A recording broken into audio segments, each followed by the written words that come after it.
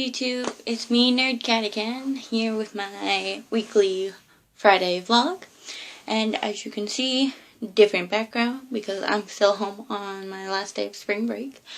And as you can also see, no cat ears because today I will be talking about my favorite all-time TV show and movie, Firefly, with its movie counterpart, Serenity. Now, if you don't know what Firefly is, you've obviously been living under a rock for like 50 years. Firefly is a space western sci-fi TV series that was created by Joss Whedon. And he is well known for many other cult classics such as Buffy the Vampire Slayer, Angel. There's a lot. Actually, all of them could connect together. But Joss Whedon is well known in the nerd colonies, and especially for Firefly. Now, Firefly, as I said, is a space western. It is set in the year 2517, and it's created as you follow a gang of renegade crew of the Serenity, which is a Firefly-class spaceship. It explores, you go through the lives of the people who fought the losing side of a civil war and others who are making a living on the fringe of society as part of the pioneer culture or or as this ragtag bunch as traders. They trade goods and sources, not technically legal, but not technically illegal. So they're a ragtag bunch of renegades, pretty much, which is adorable and fun to learn about. Yes, I have notes, okay? Just making it clear that I've done my research for this. In this future, only two superpowers survived, which is US and China, and they've blended together to create a whole new central government called the Alliance. Which also includes the fact that in the show there's a lot of similar, collisions between US cultures and Chinese cultures, which is really cool. Sometimes you'll get really confused because you're not sure what's going on, but it's really cool to see this connection and melding of two different things. According to Whedon, he said that nothing will change in the future. Technology will advance, but we will still have the same political, moral, and ethical problems as today, which this whole TV series was about. It's about showing that even if technology grows, we still have solid problems with society that will never change unless we change it ourselves, which is a great meaning to this whole television show. The show premiered on Fox in 2002, and by mid-December, it averaged about 4.7 million viewers per episode. Sadly, for Fox, that seemed like a really low number, so it was canceled after 11 of the 14 produced episodes were aired. This caused mass sadness for everyone. However, despite the short lifespan of the series, it gained strong sales when it was released on DVD and has a large support fan group. And that's understating it a little. And I'll get to the fans in a few minutes. The series actually won a Primetime Emmy in 2003, and in 2013, it was ranked number 5 in TV Guide's 60 shows that were canceled too soon. I agree with that. Actually, I feel like it should be high on that list, but I don't work for TVA. Because of the post-airing success, Wheaton and Universal Pictures produced Serenity, which was the film that continues the story of the Firefly franchise. Of course, with the movie and the DVDs of the series, Firefly franchises expanded into other medias, including comics and a role-playing game. And, of course, the online game, which could be the role-playing game. I know there's separate ones.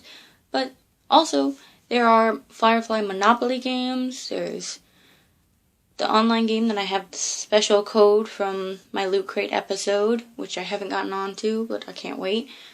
This thing exploded after it was canceled, and people started everything. Which brings me to the Firefly fandom. This is one of the largest fandoms I've ever seen, and that includes Whovians. But that's another story. So, as a Firefly fan, you are considered a brown coat. Now, brown coats, there are a lot of us. A lot. Now, because of this, it generated such a large fan base during its only 3-month original broadcast run on Fox. And Fox started, as it does for most of its new television shows, it starts a message board for fans to comment and talk about the show. Well, Firefly fans found this message board and they talked. And they did not stop talking. It grew so large that now this board is called the OB, the original board, and is still active even after a decade later. People are still talking on this board. Browncoats used the OB to organize and try to save the series from being canceled. Sadly, it still was canceled because let's be honest, it wasn't really a Fox type show anyway. Fox is not meant for sci-fi. But this included raising money for an ad in Variety magazine and a postcard writing campaign to UPN. One campaign actually raised over $14,000 in donations to the Firefly DVD to have Firefly DVD sets placed aboard 250 U.S. Navy ships by April 2014. Dedication. These fans were the Browncoats were what actually persuaded Universals to get together with Wheaton and produce Serenity in 2005. Our fandom caused a canceled television show to come back for a major motion picture. That is serious nerdom at its finest. The fact that these nerds could come together about something they cared about and actually bring it back to life is amazing. And the fans continued to raise money, which ended up going to Wheaton's favorite charity, Equality Now. First, it was $65,000. Then in 2007, it was $106,000. 2008, $107,219, and 2009, $137,331. We are a dedicated fan group. A really interesting fact that I did not know, which I'm shocked because I thought I knew a lot of things, is NASA astronaut and fellow browncoat Steven Swanson took Firefly and Serenity DVDs with him on the space shuttle Atlantis' STS-117 mission in June of 2007. The DVDs were added to the media collection on the International Space Station. These DVDs actually went to space. They might actually still be in space. That is really cool. I mean, they're obviously other movies up in space, but the fact that the Firefly DVDs actually made it there is really cool for nerds like me. There was also a fan-made, non-for-profit, unofficial sequel to Serenity titled Browncoat's Redemption, and that premiered at DragonCon in 2010. I've watched it. It is amazing. I highly recommend you guys find it, because if you love Firefly and the Serenity and are a Browncoat, you need to watch this. It's a great movie, and it just shows what true fandom is. And it's beautiful. It's beautifully made. Firefly is a cult classic. It's already, like, it is one of the top cult classics. In my mind, maybe not factually, but come on. If it can get a whole fandom to take a canceled show and turn it into a movie, then you got dedication right there. And I feel like because it's such a classic, a cult classic show and movie, it should be treated with respect. Yes, it's goofy, and yes, it's a little weird at times, and sometimes you're just like, what is actually happening? And you will cry. If you watch the movie, you will cry. But it should be respected. This movie is talking about social issues if you actually watch it clearly enough. It's showing that the world may be changing, but there's always going to be a backbone of some kind of social problem. So, watch the show, watch the movie, watch Browncoat Redemption.